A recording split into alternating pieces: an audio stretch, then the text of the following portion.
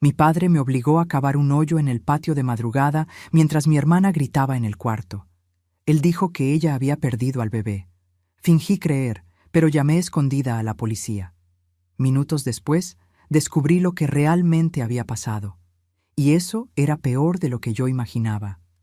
Hola, mis queridos, ¿cómo están? Pueden entrar, pueden acomodarse ahí, que hoy la abuela tiene una historia muy importante que contar. Mi nombre es Laura Beatriz Iniesta, tengo 71 años de edad y vivo aquí en Aguascalientes, en el centro de México, en una casita sencilla, pero llena de paz. En este exacto momento, mientras hablo con ustedes, estoy aquí en mi cocina preparando pan de elote para vender en el tianguis del barrio mañana tempranito. El olor está invadiendo toda la casa, ¿saben? Ese olorcito de levadura creciendo, de masa caliente saliendo del horno. Es un perfume que me calma el alma. Esta receta de pan de elote la aprendí de una vecina muy querida hace unos 15 años, cuando todavía me estaba levantando de todo lo que pasé. Ella me enseñó a hacerlo, me animó a vender y hoy en día es mi sustento. Todos los jueves y sábados me levanto a las 4 de la madrugada, amaso la masa con estas manos arrugadas pero trabajadoras y llevo mis pancitos calientitos al tianguis. La gente ya me conoce allá, ya tengo mis clientes fieles que no le compran a nadie más. Doña Laura, guárdeme 2. Doña Laura, traje 3 para mi café. Eso me llena el corazón, ¿ven? Me hace sentir útil. Me hace sentir que la vida valió la pena después de tanta lucha. Miren, antes de que yo continúe mi historia, quisiera hacerles un pedido especial a ustedes que me están viendo ahora. Si pueden, denle clic a ese botoncito de like ahí abajo, suscríbanse al canal y activen la campanita, porque las historias de esta abuela aquí son de verdad, son vividas en carne propia, y cada visualización, cada like me ayuda a continuar compartiendo estas experiencias con ustedes. Y cuéntenme aquí en los comentarios de qué ciudadcita me están viendo y a qué hora del día encontraron este video. ¿Tempranito con el café, después de la comida o ya de noche? Yo siempre leo todos los comentarios y me pone tan feliz saber de dónde son y cuándo se toman un ratito del día para escuchar las historias de esta abuela aquí. Cuéntenme, ¿sí? Vamos a crear una cadena de cariño.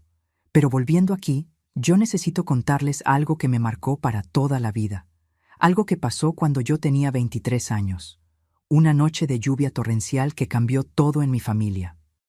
Una noche que me enseñó que a veces vivimos dentro de una mentira, rodeados de personas que creemos conocer, pero que esconden secretos terribles. Una noche que me mostró que familia no siempre significa protección, y que ser hija mujer en una casa comandada por un padre machista y controlador puede ser una prisión invisible. Hoy vivo aquí tranquila en Aguascalientes con mi hermana menor, la Bianca, que vive del otro lado de la calle. Nos vemos todos los días, tomamos café juntas, nos cuidamos una a la otra. Pero para llegar a esta paz, mis queridos, tuvimos que pasar por un infierno que jamás voy a olvidar. Y hoy voy a compartir esta historia con ustedes, porque sé que mucha gente por ahí también vive rodeada de mentiras, de secretos familiares, de situaciones que parecen normales, pero que en el fondo son un abismo de sufrimiento. Así que tomen su cafecito, acomódense ahí y vengan conmigo en este viaje, porque lo que voy a contar no es fácil, pero es necesario, es real y tal vez, solo tal vez pueda ayudar a alguien que está pasando por algo parecido a tener el valor de actuar. Yo nací en 1954, aquí mismo en Aguascalientes, en una época bien diferente de hoy. Mi padre, Geraldo Iniesta, era metalúrgico. Trabajaba en una fábrica de piezas automotrices allá en el centro de la ciudad. Hombre serio, duro, de esos que no sonríen casi nunca y que pensaban que ser jefe de familia significaba ser dueño de todos dentro de la casa.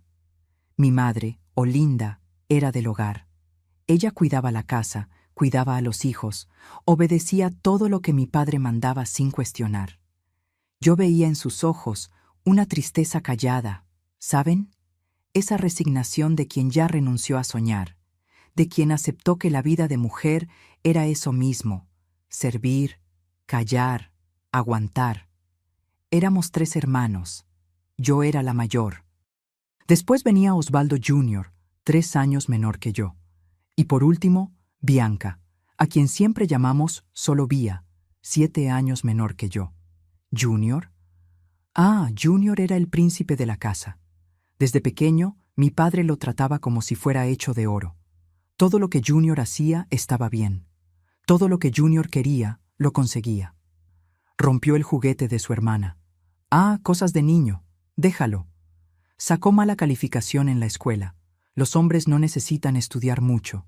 Necesitan es trabajar. Le pegó a su hermana. Tú lo provocaste, Laura. Aprende a respetar a tu hermano. Yo y Bia, por otro lado, vivíamos con las riendas cortas. No podíamos salir, no podíamos tener amigos hombres, no podíamos usar ropa corta, no podíamos cuestionar. La mujer tiene que ser recatada, repetía mi padre.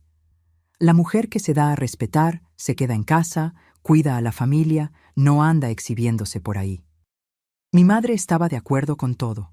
Repetía las mismas frases, nos educaba para ser sumisas, obedientes, calladas. Recuerdo que cuando tenía como 10 años de edad, me encantaba trepar los árboles del patio. Había un guayabo enorme allá en el fondo, y yo pasaba horas sentada en las ramas, leyendo historietas escondida, soñando con una vida diferente. Un día mi padre me vio allá arriba y casi arranca el árbol del suelo de tanta rabia. ¡Qué vergüenza, niña de 10 años trepada en un árbol como Changó! Bájate ya de ahí, Laura Beatriz, antes de que te enseñe respeto con el cinturón. Bajé temblando y nunca más subí. El guayabo siguió ahí, pero yo perdí la libertad de soñar entre sus ramas. Junior, por otro lado, podía todo. Él subía al techo, brincaba el muro, regresaba tarde de la calle y mi padre se reía orgulloso. Así es, mijo. El hombre tiene que ser aventurero. La diferencia de trato era gritante, pero teníamos que tragárnosla. Cuestionar era recibir golpes, reclamar era castigo. Entonces aprendimos a callar. Cuando Bia nació, yo tenía 7 años y quedé responsable de cuidarla. Mi madre siempre estaba ocupada con la casa y yo me convertí en una segunda madre para mi hermanita. Yo le cambiaba el pañal, la arrullaba para dormir, jugaba con ella en el patio. Creamos un lazo muy fuerte desde temprano. Yo protegía a Bia de todo lo que podía, incluso de Junior, que desde pequeño tenía una forma extraña de mirarla, de querer controlarla, de enojarse cuando ella no obedecía. Recuerdo un episodio cuando Bia tenía como 4 años y Junior unos 11. Él rompió su juguete a propósito, solo para verla llorar. Cuando fui a reclamarle a mi padre, me dio una cachetada en la cara. No le levantes la voz a tu hermano, Laura.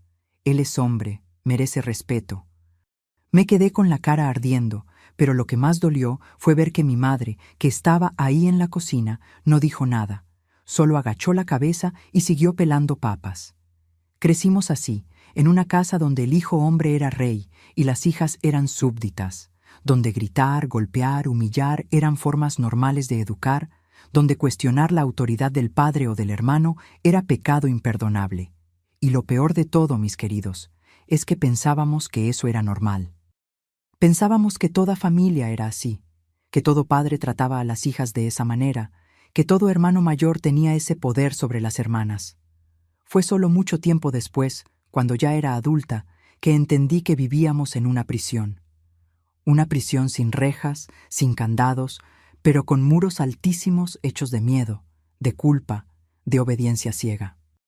Y cuando finalmente nos damos cuenta de que estamos presas, mis queridos, es cuando el dolor de verdad comienza, porque ahí vemos todo lo que perdimos, todo lo que dejamos de vivir, todo lo que aceptamos sin darnos cuenta de que podía ser diferente.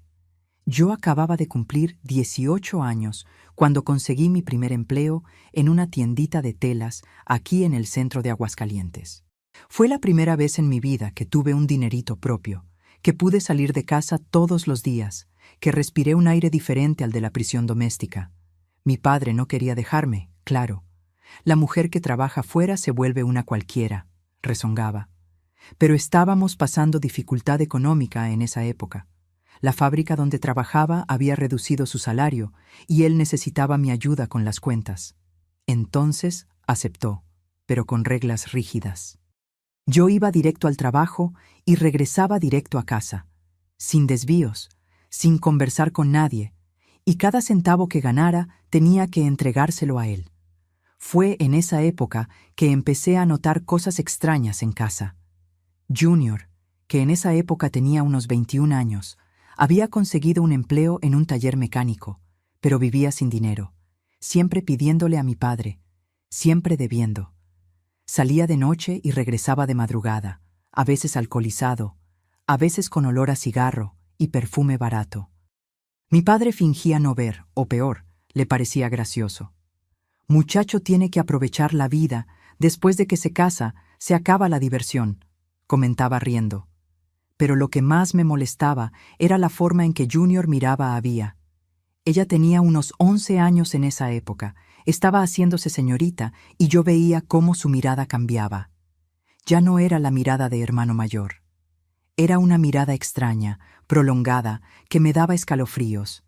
Yo le llamaba la atención, pero él se reía. «¿Qué pasa, Laura? ¿Estás loca? Soy su hermano». Y mi padre estaba de acuerdo. «Estás muy neurótica, niña. Tu hermano solo cuida a Vía. Está al pendiente para que no se vuelva una sinvergüenza como las muchachas de por ahí». Las cosas fueron empeorando poco a poco. Junior comenzó a tocar la puerta del cuarto que Vía y yo compartíamos tarde en la noche, diciendo que quería hablar con Vía. Yo no lo dejaba. Trancaba la puerta, ponía una silla enfrente y le decía que se fuera. Él se enojaba, amenazaba con pegarme, pero yo no cedía. Hasta que un día se quejó con mi padre, diciendo que yo estaba poniendo a Vía en mi contra. Y mi padre me dio un regaño violento. «¿Qué historia es esa de trancar la puerta a tu hermano? Él tiene todo el derecho de entrar al cuarto. Esta casa es de él tanto como tuya». Traté de explicar que me sentía incómoda, que no me parecía correcto, pero fue peor. Mi padre me acusó de tener pensamientos inmundos, de estar deshonrando a mi propio hermano con insinuaciones. Recibí 3 cachetadas ese día y lo peor, me obligó a pedirle disculpas a Junior frente a todos. Él aceptó las disculpas con una sonrisa que me heló la espina. Una sonrisa de quien había ganado, de quien sabía que podía hacer lo que quisiera, porque papá siempre iba a estar de su lado. Vía, pobrecita, empezó a cambiar. Ella, que siempre fue alegre, juguetona, se fue poniendo callada, recelosa, asustada. Se pegaba a mí todo el tiempo. No quería quedarse sola en casa, tenía pesadillas. Cuando le preguntaba qué estaba pasando, movía la cabeza y decía que no era nada. Pero yo veía en sus ojos que había algo malo, muy malo. Los meses fueron pasando y la situación se fue agravando de formas que ni siquiera puedo describir bien. Yo tenía 19 años cuando empecé a trabajar en un turno diferente en la tienda de telas, de 2 de la tarde a 8 de la noche. Eso significaba que llegaba a casa cuando ya era de noche, cuando Junior ya estaba ahí, cuando mi padre ya estaba tomando su cerveza en la sala, cuando todo se volvía más peligroso. Recuerdo una noche específica. Vía tenía unos 12 años. Llegué a casa y la encontré sentada en la escalera de la sala, abrazada a sus propias rodillas, mirando a la nada. «Vía, ¿estás bien?» Ella tardó en responder. Cuando finalmente me miró, vi lágrimas corriendo silenciosas por su cara. «Tengo miedo, Laura». «¿Miedo de qué, chiquita?» Ella señaló hacia arriba, donde estaba el cuarto de Junior. «De él». Mi corazón se apretó. Yo sabía. En el fondo, siempre supe que había algo muy malo pasando, pero escuchar eso de la boca de mi hermana, ver el terror en sus ojos, fue como recibir un golpe en el estómago. «¿Qué te hace, Vía? Cuéntame, por favor». Ella sacudió la cabeza desesperada. «No puedo». Si le cuento, él dijo que va a hacer cosas peores y que papá no me va a creer de todas formas. Tenía razón. En esa casa, la palabra de Junior era ley. La palabra de 2 mujeres no valía nada. Pero yo no podía dejar las cosas así. Esa noche, le prometí a Vía que la iba a proteger, que iba a encontrar la forma de acabar con eso. Ella se aferró a mí y lloró hasta quedarse dormida en mi regazo. Cuando cumplí 20 años, las cosas habían empeorado tanto que casi no dormía de noche. Me quedaba en estado de alerta constante, vigilando el pasillo, prestando atención a cualquier sonido extraño. Hubo una madrugada que escuché la puerta de nuestro cuarto rechinar. Abrí los ojos y vi una sombra parada en el umbral. Era Junior. Se quedó ahí parado, mirándome, como probando para ver si estaba despierta. Cuando me moví, retrocedió y desapareció en el pasillo. Al día siguiente, lo confronté. ¿Por qué estabas en la puerta de nuestro cuarto de madrugada? Me miró con ese desprecio frío que tenía y respondió: estaba buscando mi encendedor. Pensé que se había caído ahí. Mentira descarada. Pero cuando le conté a mi padre, me dijo que estaba inventando cosas porque me estaba volviendo una solterona neurótica. Vía se fue apagando poco a poco. Ella, que era una niña alegre, llena de vida, se fue consumiendo. Empezó a comer mal, perdió peso, le salieron ojeras profundas. La maestra de la escuela mandó un recado diciendo que tenía las calificaciones bajas, que parecía distraída, que se dormía durante las clases. Mi padre se puso furioso y le dio un regaño, pero ni siquiera preguntó qué estaba pasando. Para él, mujer que no rendía en los estudios era tonta, floja, inútil. Fue por esa época, cuando yo tenía 21 años y Vía tenía 14, que empecé a planear seriamente una huida. Guardaba el dinero de mi salario escondido. Mi padre tomaba casi todo, pero yo escondía algunas monedas aquí, algunos billetes allá. Pensaba en llevarme a Vía e irnos a la Ciudad de México, conseguir trabajo allá, empezar de nuevo lejos de esa casa maldita. Pero siempre había algo que lo impedía. Faltaba dinero suficiente, faltaba valor, faltaba un lugar donde quedarnos y, principalmente, faltaba certeza de que mi padre no nos iba a encontrar y arrastrar de vuelta. Cuando cumplí 22 años, la situación explotó por primera vez. Llegué del trabajo un viernes en la noche y encontré a Vía encerrada en el baño, negándose a salir. Toqué la puerta por media hora hasta que finalmente abrió. Cuando vi su estado, casi me desmayo. Tenía el labio partido, el ojo morado, rasguños en el brazo. «Dios mío, ¿quién te hizo esto?» Ella no podía hablar, solo lloraba compulsivamente, abrazada a mí. Salí del baño como una fiera. Junior estaba en la sala viendo televisión como si nada hubiera pasado. «¿Fuiste tú quien le hizo esto?» Ni siquiera me miró, siguió con los ojos en la tele. Se cayó de la escalera. Debería prestar más atención por donde anda. Mentira. Yo sabía que era mentira. Vía no se cayó de ninguna escalera. Tú le pegaste. Finalmente me miró, y lo que vi en esos ojos me aterrorizó. No había remordimiento, no había culpa, había apenas un desprecio helado, calculador. «Pruébalo, Laura. ¿Dónde está la prueba?» Mi padre llegó en ese momento. En vez de preguntar qué le había pasado a Vía, me dio un regaño por estar gritando en la sala y perturbando la paz de la casa. Cuando traté de mostrarle el estado de Vía, dijo que ella debió haberse tropezado, que yo estaba queriendo armar problemas y que si no paraba, me iba a echar de la casa. Y ahí vas a ver lo que es bueno, andando en la calle sola, sin padre, sin familia. ¿Es eso lo que quieres? No, yo no quería, pero tampoco quería seguir viviendo en ese infierno. Regresé al baño y abracé a mi hermana. Nos quedamos ahí abrazadas, llorando juntas, dos prisioneras en una casa que debería ser un hogar, pero era una celda. Cuando cumplí 23 años y Vía tenía 16, la situación ya era insoportable. Junior, con 26 años, seguía viviendo en casa, seguía siendo el rey intocable, pero ahora tenía un comportamiento aún más perturbador. Seguía a Vía por la casa, entraba al baño cuando ella estaba adentro, diciendo que necesitaba sacar algo urgente, tocaba su ropa, hacía comentarios sobre su cuerpo que me daban náuseas. Y mi padre se reía, le parecía gracioso, decía que los hombres son así, les gusta molestar a sus hermanas. Pero yo sabía que no era broma. Veía miedo real en los ojos de Vía. Veía cómo temblaba cuando él se acercaba. Veía cómo se encerraba en el cuarto y lloraba escondida.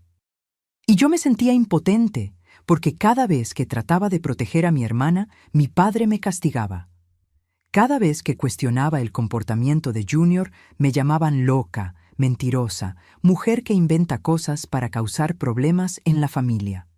Hubo una noche, como 2 meses antes de esa madrugada de lluvia que les voy a contar, que escuché a Vía llorando bajito en el cuarto. Era casi medianoche. Me levanté, fui hasta su cama y ella estaba enroscada, temblando. «Vía, ¿qué pasó? Cuéntame, por el amor de Dios». Ella me abrazó desesperada y susurró en mi oído. «Junior, entra aquí de noche cuando tú estás dormida, Laura. Él hace cosas». No pudo terminar la frase. Se deshizo en sollozos. Mi sangre se heló. Quise gritar, quise despertar a toda la casa, pero Vía me imploró que no dijera nada. Si le cuentas a papá, va a decir que estoy mintiendo. Me va a pegar y Junior va a empeorar todo. Tenía razón. Yo sabía que la tenía, porque en esa casa la palabra de Junior valía más que el dolor de 2 mujeres. Pero no me iba a quedar de brazos cruzados. Empecé a vigilar. Pasé a dormir tarde a propósito. Fingía que estaba dormida, pero me quedaba al pendiente. Y en una de esas noches lo vi. Vi a Junior abriendo la puerta del cuarto despacio, entrando como un ladrón, acercándose a la cama de Vía. Me levanté como una fiera, prendí la luz y grité: «¡Sal de aquí ahora!». Se puso pálido, pero rápidamente cambió la expresión a una de rabia. «Estás loca, Laura. Solo vine a buscar mi cargador que estaba aquí». «¡Mentira!». No había ningún cargador. Al día siguiente le conté a mi padre. Le mostré que Junior estaba entrando al cuarto de madrugada. ¿Y saben qué hizo mi padre? Me mandó callar. Me dijo que tenía la mente contaminada, que necesitaba conseguir un marido para dejar de inventar esas cosas del demonio. Y peor, nos prohibió a Vía y a mí trancar la puerta del cuarto. En esta casa no hay secretos, nadie tranca nada. Fue en ese momento, mis queridos, que me di cuenta de que mi hermana y yo estábamos solas, completamente solas. Las semanas que siguieron fueron de un terror silencioso que no puedo describir bien. Vivíamos en una tensión constante, siempre alertas, siempre con miedo. Yo casi no dormía de noche, me quedaba de centinela, vigilando la puerta, vigilando a Vía. Mi hermana, pobrecita, estaba cada día más delgada, más pálida, más apagada.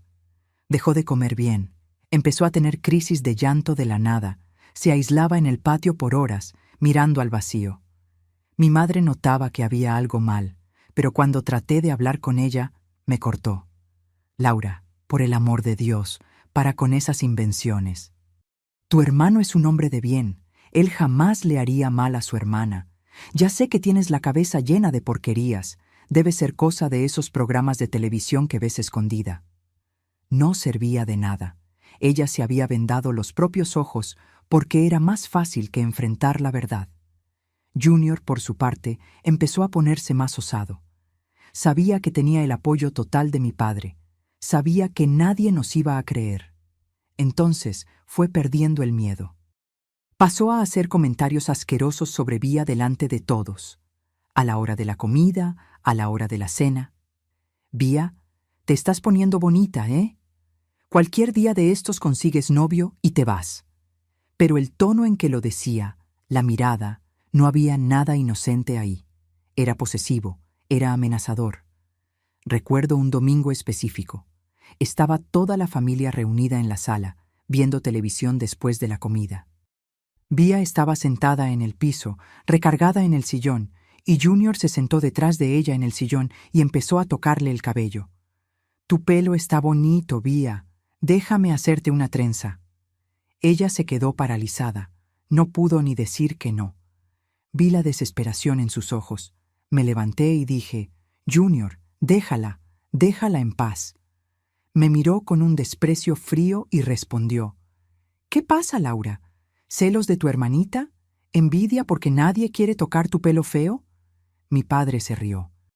Mi madre agachó la cabeza y yo tuve ganas de agarrar un cuchillo de la cocina y acabar con todo ahí mismo. Pero no lo hice, porque todavía tenía esperanza de que las cosas iban a mejorar, de que eso iba a pasar, de que alguien iba a darse cuenta y hacer algo. ¡Qué ilusión, qué ingenuidad la mía! Hubo un episodio como 3 semanas antes de esa madrugada de lluvia que me marcó profundamente. Era un martes por la tarde. Había llegado más temprano del trabajo porque la tienda había cerrado para inventario. Cuando entré a la casa, escuché ruido viniendo del cuarto de Junior. Ruido de algo golpeando, de alguien llorando ahogadamente. Subí corriendo las escaleras, abrí la puerta sin tocar y lo que vi me destruyó. Vía estaba acorralada en la esquina del cuarto, con la ropa rasgada, la cara roja de tanto llorar. Junior estaba parado frente a ella, sujetándola del brazo con fuerza, con una expresión de rabia en la cara. Cuando me vio, la soltó de un empujón. «Tu hermana estaba metiendo mano en mis cosas», dijo, arreglándose la camisa. Solo le estaba dando una lección. Jalé a Vía fuera del cuarto, bajé las escaleras con ella, la llevé al patio. «Vía, cuéntame la verdad, ¿qué te estaba haciendo?» Ella temblaba tanto que casi no podía hablar. Entre sollozos, me contó que Junior la había llamado al cuarto, diciendo que necesitaba ayuda para acomodar unas cajas. Cuando ella entró, él trancó la puerta. Trató de forzarla. Ella se resistió, gritó, se debatió. Fue cuando yo llegué e interrumpí. Sentí una furia que nunca había sentido antes en mi vida. Volví adentro de la casa, subí las escaleras de nuevo y confronté a Junior. Estaba acostado en la cama, tranquilo, leyendo una revista. «Sé lo que trataste de hacerle», dije temblando de rabia. Ni siquiera levantó los ojos de la revista. «No sabes nada, Laura. Tu hermana es una mentirosa. Está queriendo llamar la atención». «¿Mentirosa? Tiene la ropa rasgada, está lastimada». «¿Y qué?» Ella se debatió como una loca cuando traté de quitarla de encima de mis cosas. Es su problema. Quería matarlo, juro que quería. Pero en vez de eso, salí de ese cuarto, bajé las escaleras y esperé a que mi padre llegara del trabajo. Cuando llegó, le conté todo. Le mostré el estado de Vía, le expliqué lo que había pasado. ¿Y saben cuál fue su respuesta? Vía no debía haber entrado al cuarto de su hermano sin permiso. La mujer tiene que saber su lugar. Me quedé en shock. Mi madre, que estaba ahí al lado, no dijo nada, solo agachó la cabeza y siguió preparando la cena. Era eso. Podíamos gritar, podíamos llorar, podíamos mostrar las evidencias, pero nada importaba, porque en esa casa el hombre siempre tenía razón. Siempre. La situación explotó un jueves en la noche, 2 semanas antes de esa madrugada de lluvia. Llegué del trabajo y encontré a Vía encerrada en el baño, llorando compulsivamente. Toqué la puerta, ella tardó mucho en abrir, y cuando abrió, vi la marca morada en su brazo, la camisa rasgada, el ojo hinchado. «¿Qué pasó? ¿Quién te hizo esto? Fue Junior». Ella no respondió, solo sacudió la cabeza desesperada y susurró: «No le cuentes a nadie, Laura. Por el amor de Dios, no le cuentes. Va a empeorar todo». Me quedé destrozada. Abracé a mi hermana y lloré junto con ella. Nos quedamos ahí abrazadas en el baño, tratando de entender cómo nuestra vida se había convertido en ese infierno. Más tarde confronté a Junior. Estaba en el garaje arreglando un carro viejo que había comprado. «¿Qué le hiciste a Vía?» Ni siquiera me miró. Siguió con la llave inglesa en la mano, apretando un tornillo. «No sé de qué estás hablando». «Sé que fuiste tú. Está toda lastimada». Ahí paró, se levantó despacio, se limpió las manos en un trapo sucio de grasa y se acercó muy cerca de mí. Tan cerca que sentí el olor a sudor y cerveza. «Cuidado con las acusaciones, Laura. No tienes prueba de nada. Y si sigues inventando mentiras, la que va a salir mal parada eres tú». Era una amenaza clara, directa, y yo sabía que él era capaz de cumplirla. Entonces retrocedí. Volví adentro de la casa, con el corazón despedazado, con una sensación de impotencia que me sofocaba. Empecé a planear una huida. Pensé en llevarme a Vía e irnos, desaparecer, comenzar una vida nueva lejos de ahí. Pero no teníamos dinero, no teníamos a dónde ir. No teníamos a nadie que pudiera ayudarnos. Toda la familia de mi padre vivía lejos en Zacatecas y era toda gente con la misma mentalidad machista que él. Los parientes de mi madre se habían alejado después de que se casó, porque mi padre no la dejaba tener contacto con nadie. Estábamos solas y Junior lo sabía. Fue cuando empezaron los rumores. Junior le contó a mi padre que Vía estaba saliendo con un muchacho a escondidas, que él la había visto conversando con un hombre en la calle. Mentira. Claro. Vía casi no salía de casa, trabajaba en una costurera aquí cerca solo 3 veces por semana, e iba directo y regresaba directo. Pero mi padre le creyó, porque para él la mujer siempre era culpable, siempre estaba haciendo algo malo, siempre necesitaba ser vigilada, controlada, castigada. Empezó a encerrar a Vía en casa. Literalmente puso candado al portón, trancaba la puerta por fuera cuando salía a trabajar, la dejaba ahí como prisionera. «Es para tu propia protección, Vía», decía, «para que no te vuelvas una perdida». Yo trataba de quedarme en casa lo más que podía, fingiendo que estaba enferma, pidiendo permiso en el trabajo, cualquier cosa para no dejar a mi hermana sola con Junior, pero no siempre funcionaba. Había días que estaba obligada a ir a trabajar y yo regresaba a casa con el estómago revuelto de miedo de lo que podía haber pasado. Hubo un jueves que regresé del trabajo y encontré a Vía sentada en la escalera, mirando a la nada con una expresión vacía en la cara. Cuando me acerqué, ni siquiera me miró, apenas dijo con una voz sin vida: «Ya no aguanto más, Laura, preferiría morirme». Esas palabras me destrozaron. Me senté a su lado y le agarré la mano. «No hables así, Vía. Vamos a encontrar la forma, te lo prometo. Vamos a salir de aquí». Pero eran promesas vacías, porque yo no sabía cómo, no sabía cuándo, no sabía si algún día íbamos a poder liberarnos de ese infierno. Y fue exactamente en uno de esos días que todo se desmoronó definitivamente. Era un jueves, 14 de marzo de 1978. Recuerdo la fecha porque fue el día en que mi vida se partió a la mitad. Había trabajado todo el día en la tienda, estaba exhausta. Regresé a casa cerca de las 7 de la noche. Cuando llegué, la casa estaba extrañamente silenciosa. Mi padre estaba sentado en la mesa de la cocina, tomando tequila con una cara que nunca le había visto antes. Una mezcla de rabia, de miedo, de algo que no podía identificar. «¿Dónde está Vía?», pregunté dejando la bolsa en la silla. Él no respondió de inmediato. Tomó otro trago, se limpió la boca con el dorso de la mano y respondió con la voz arrastrada: «En el cuarto. No vayas allá, déjala tranquila». Mi corazón se disparó. Yo sabía que había algo muy mal. Ignoré su orden y subí corriendo las escaleras. Abrí la puerta del cuarto y encontré a Vía enroscada en la esquina entre la cama y la pared, abrazada a sus propias rodillas, meciéndose hacia adelante y hacia atrás, como quien perdió la razón. «Vía, Vía, ¿qué pasó?». Ella no me miró. Siguió meciéndose, murmurando algo que no entendía. Me agaché, traté de tocarla y ella se encogió aún más, con los ojos desorbitados de pavor. Fue cuando vi las marcas en su cuello, moradas, profundas, marcas de dedos. Alguien había tratado de estrangularla.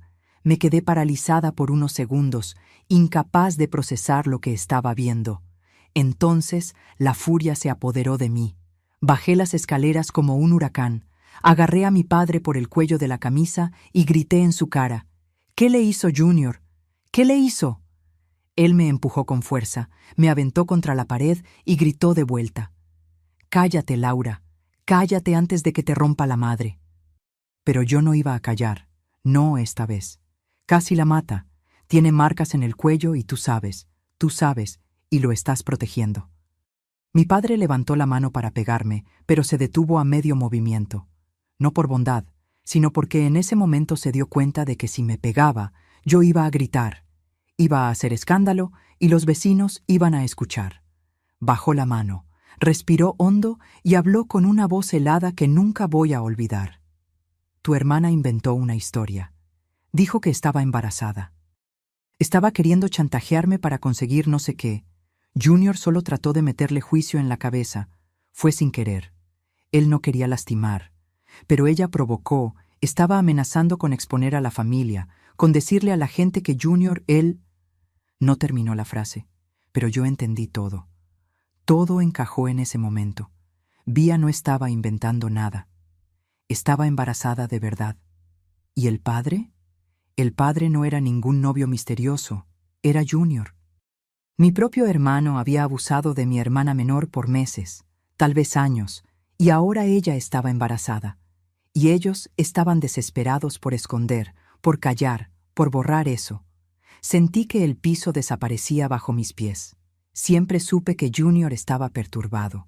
Siempre supe que había algo mal con la forma en que trataba a Vía, pero jamás imaginé que llegaría a ese punto.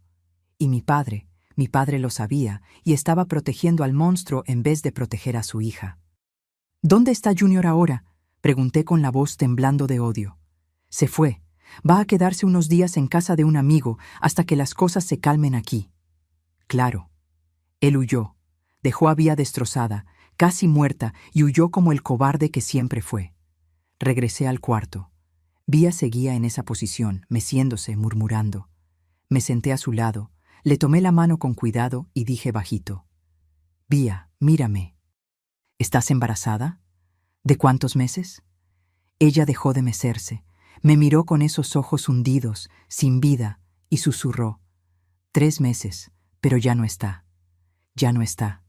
Y empezó a llorar convulsivamente. ¿Ya no estaba? ¿Qué quería decir? Miré mejor y vi sangre. Sangre seca en la parte interna de su muslo, sangre en su ropa interior. Dios mío, había perdido al bebé. O peor, alguien le había hecho perderlo. ¿Qué pasó, Vía? Cuéntame, por favor. Entre sollozos entrecortados, logró hablar. Junior había descubierto que estaba embarazada. Ella se lo había contado, pensando que tal vez él asumiría, que tal vez las cosas cambiarían, pero él se puso furioso.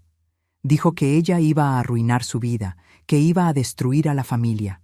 Y entonces trató de resolver el problema, la obligó a tomar medicamentos, le pegó, la pateó, trató de forzar su cuerpo a expulsar eso. Y cuando ella amenazó con contarle a papá, él le puso las manos en el cuello y apretó. Apretó hasta que ella casi se desmayó. Solo paró porque escuchó a papá llegando. Si no, me hubiera matado, Laura, me iba a matar, susurró. Abracé a mi hermana y lloré con ella. Lloré de rabia, de impotencia, de dolor. Lloré porque había fallado en protegerla. Lloré porque estábamos viviendo en un infierno y no sabía cómo salir de ahí. Me quedé con ella toda la noche. La limpié, le cambié la ropa, me acosté a su lado en la cama y le sostuve la mano hasta que finalmente se durmió, exhausta de tanto llorar. Y mientras me quedaba ahí mirando al techo oscuro del cuarto, me juré a mí misma que eso no se iba a quedar así. Iba a encontrar la forma de hacer justicia. Iba a encontrar la forma de sacarnos de esa casa. Costara lo que costara. En los días siguientes, la tensión en la casa era insoportable. Mi padre casi no me hablaba. Mi madre fingía que nada había pasado. Seguía con su rutina de siempre, cocinando, limpiando, sirviendo. Vía se quedaba encerrada en el cuarto la mayor parte del tiempo, saliendo apenas para ir al baño o comer algo cuando la obligaban.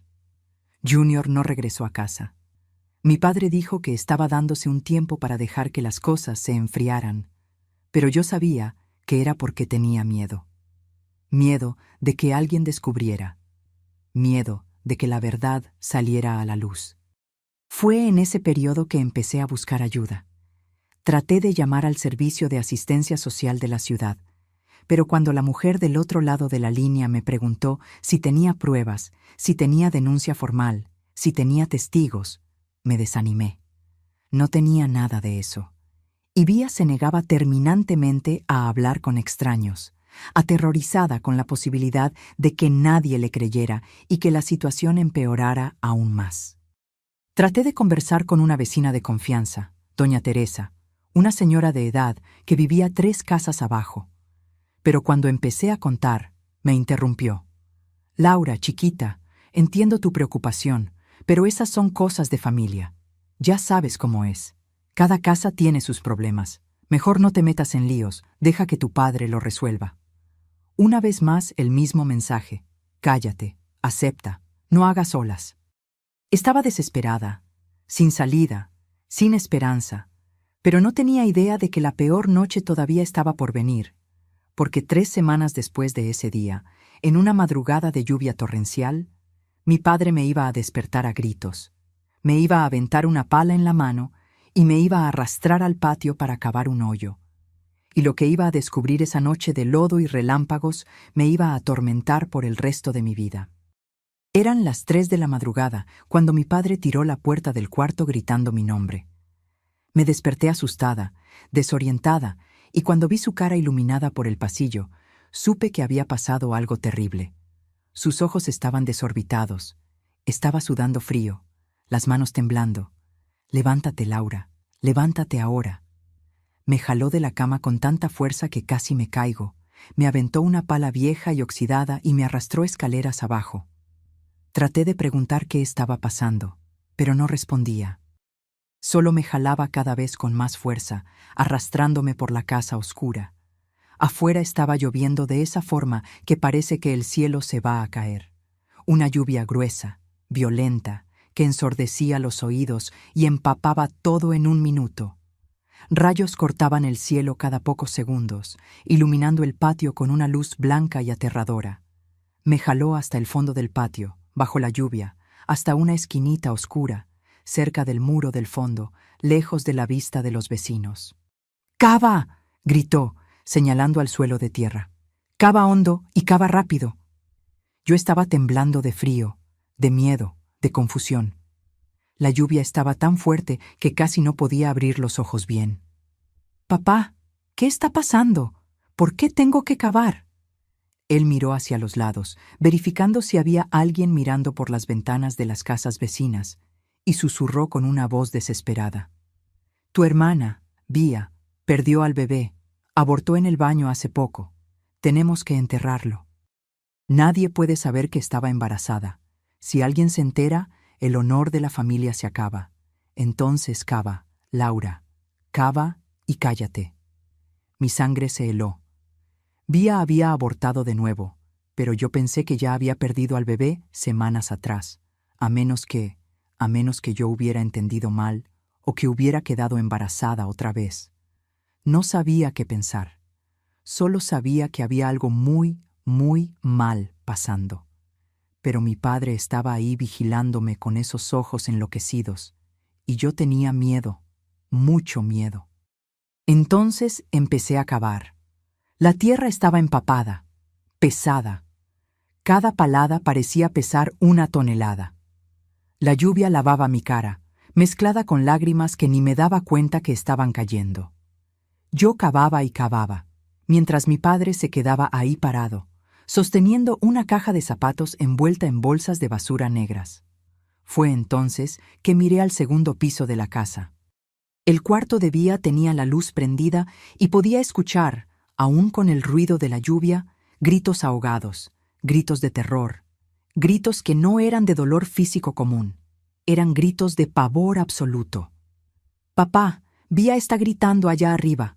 ¿No deberíamos estar cuidándola en vez de cavar un hoyo en el patio?». «Ella está bien. Sigue cavando». Pero yo sabía que ella no estaba bien.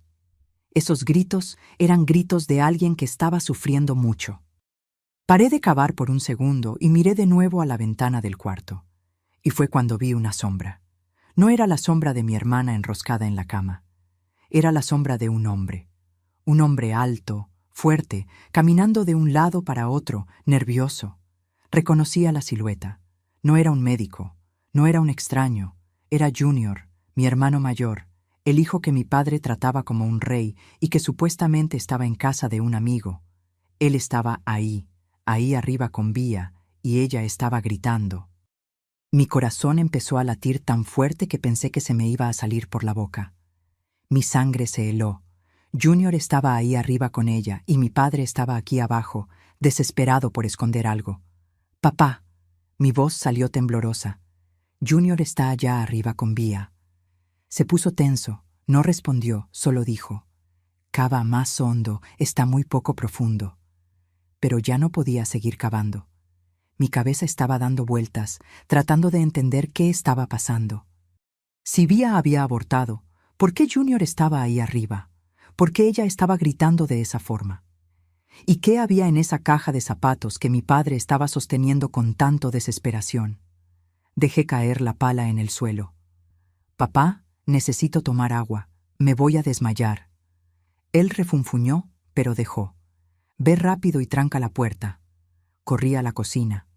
Mis manos sucias de tierra temblaban tanto que casi no pude desbloquear el celular.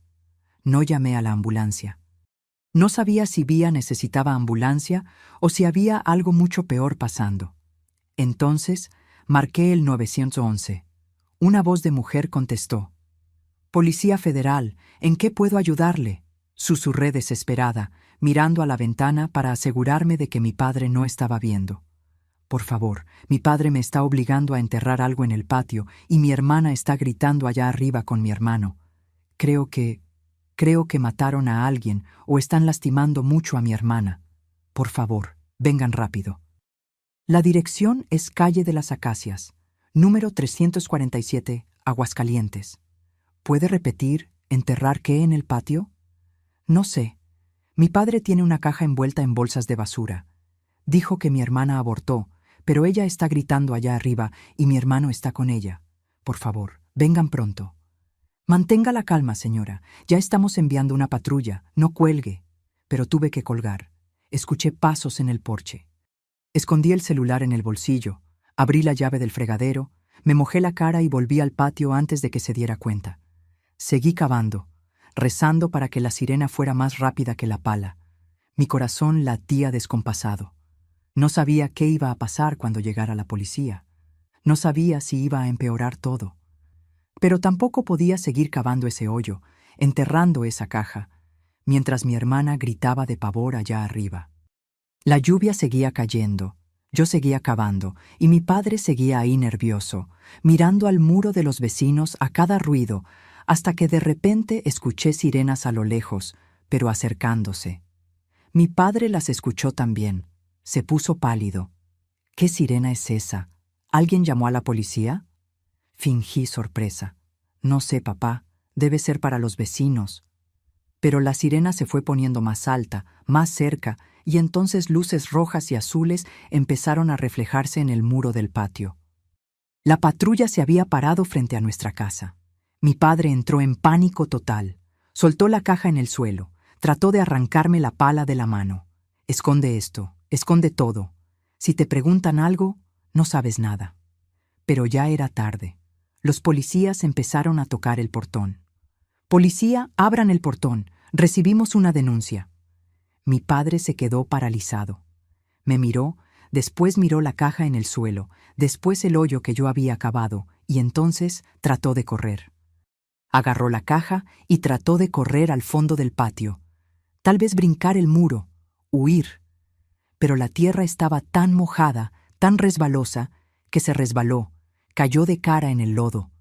La caja se le escapó de las manos y cayó al suelo, abriéndose. Y fue cuando vi lo que había adentro. No era un bebé, no había ningún cuerpo, había ropa de cama manchada de sangre. Mucha ropa, sábanas, toallas, ropa interior de Vía, todo ensangrentado. Pruebas.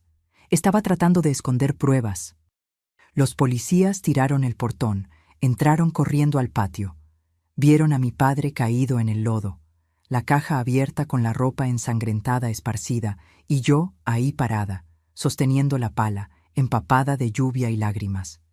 «¿Qué está pasando aquí?». Antes de que mi padre pudiera hablar, grité.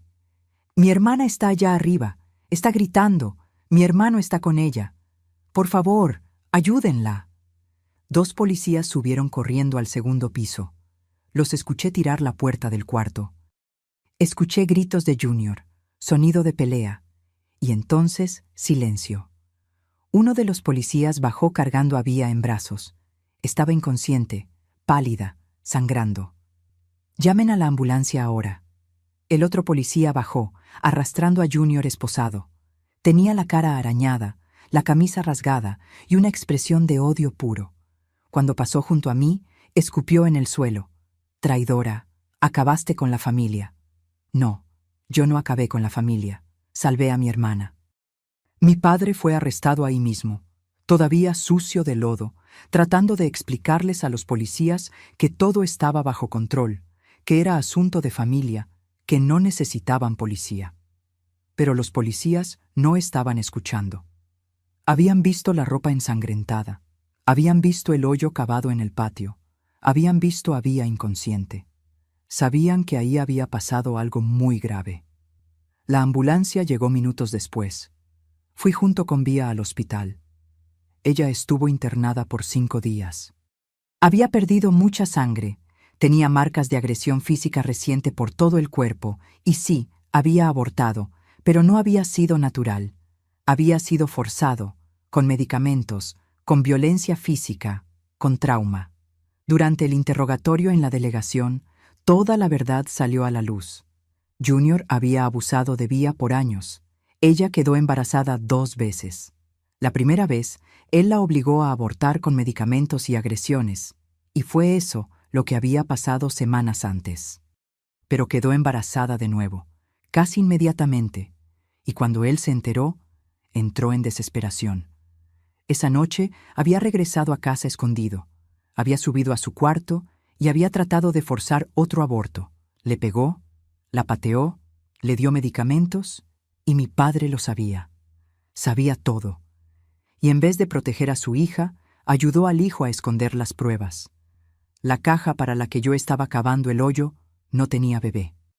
Tenía la ropa sucia de sangre de mi hermana y la sábana de la cama, donde había ocurrido el abuso.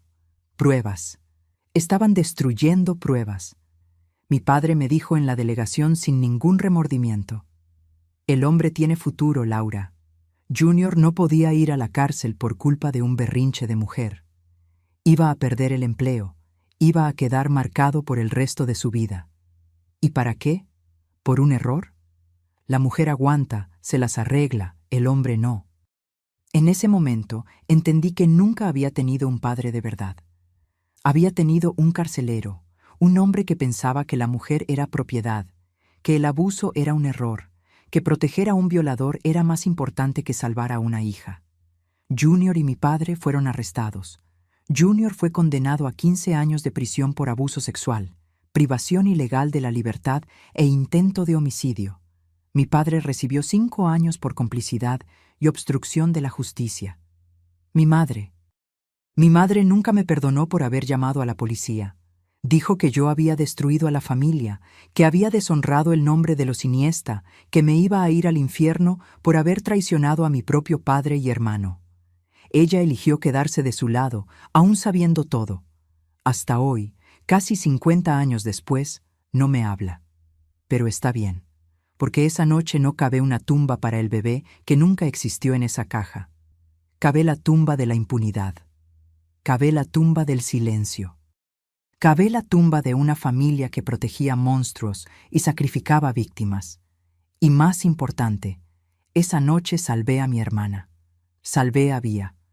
Hoy Vía y yo vivimos aquí en Aguascalientes en paz. Ella vive del otro lado de la calle, en una casita amarilla que pintó como siempre soñó. Nunca se casó, nunca tuvo hijos. Las cicatrices de lo que pasó fueron demasiado profundas, pero es feliz a su manera. Tiene un gatito llamado Miel, un jardín lleno de rosas y una vida tranquila, trabajando como costurera independiente. Tomamos café juntas todos los días. Nos visitamos todos los días. Nos cuidamos una a la otra.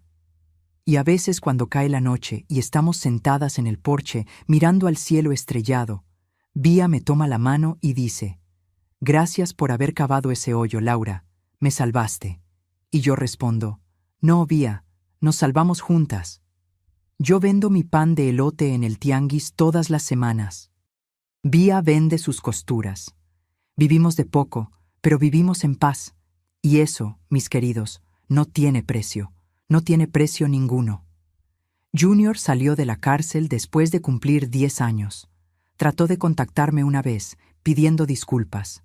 Rompí la carta sin leerla. Él no merece ninguna palabra mía, ninguna palabra de Vía.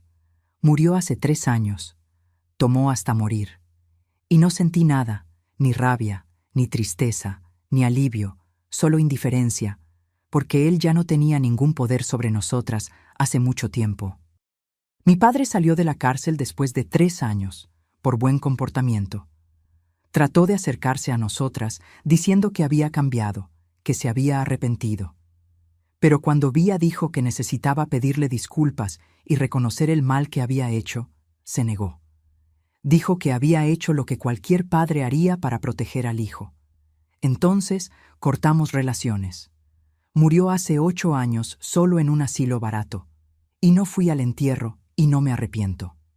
Mis queridos, les conté esta historia hoy porque sé que hay mucha gente por ahí viviendo en situaciones parecidas. Mucha mujer viviendo en un infierno silencioso, pensando que no hay salida, pensando que nadie le va a creer, pensando que es mejor callar que enfrentar. Mucha mujer protegiendo secretos terribles porque tiene miedo de las consecuencias de revelar la verdad. Pero quiero decirles algo, no vale la pena. No vale la pena proteger a quien te lastima.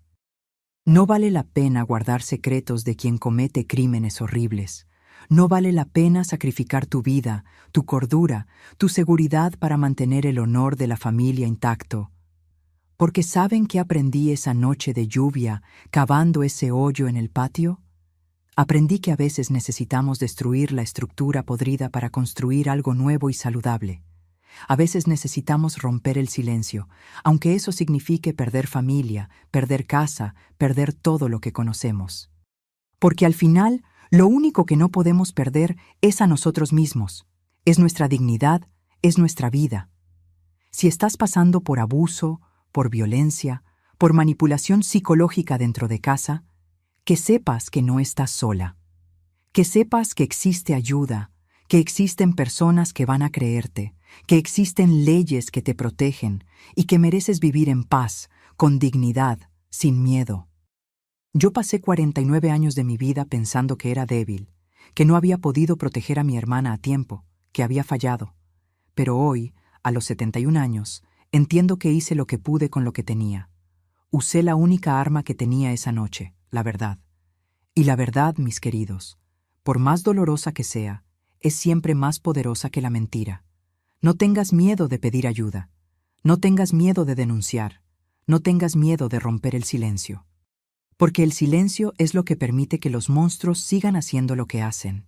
El silencio es lo que permite que familias enteras sean destruidas por dentro. El silencio es el enemigo. Y si conoces a alguien que está pasando por esto, extiende la mano. Créele. Ofrece ayuda, porque a veces una sola llamada, un solo telefonazo, un solo acto de valor puede salvar una vida. Así como esa llamada que hice, temblando de miedo, escondida en la cocina, salvó la vida de mi hermana. Vía me dijo una vez, años después de esa noche: Laura, ¿sabes qué fue lo más importante que hiciste por mí?